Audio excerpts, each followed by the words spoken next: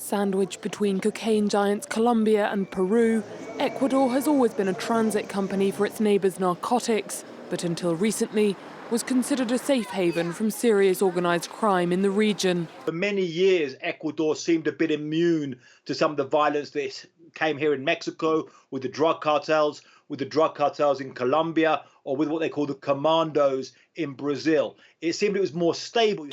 But the rate of violent deaths multiplied almost tenfold between 2017 and 2023, reaching over 7,500 last year, a historic high. And it's no coincidence that the amount of Ecuadorian cocaine seized in Europe doubled between 2018 and 2021, now accounting for almost a third of the continent's supply. Ecuador has become an export hub for Peruvian, Colombian and even Mexican cocaine shipments, with homegrown production also increasing. Successive economic shocks weakened the economy under President Correa between 2007 and 2017.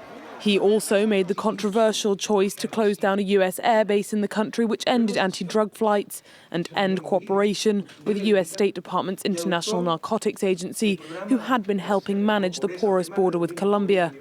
And when President Moreno succeeded him, he made it his priority to pay off government debt with austerity measures that extended to policing and prisons, at a time when organised crime was rapidly gaining ground in the country.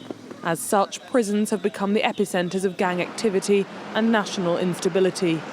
Prisons have become a breeding ground for organised crime. And some might even argue that a lot of what happens in Ecuador is run directly out of the prisons. The prisoners run the prisons. Recently elected President Noboa's approach has been a crackdown, which some argue further inflamed violence, turning the cartels into anti-government guerrilla forces. They, of course, draw their power from the international drugs trade, which runs largely on the ever-growing US and European demand for cocaine.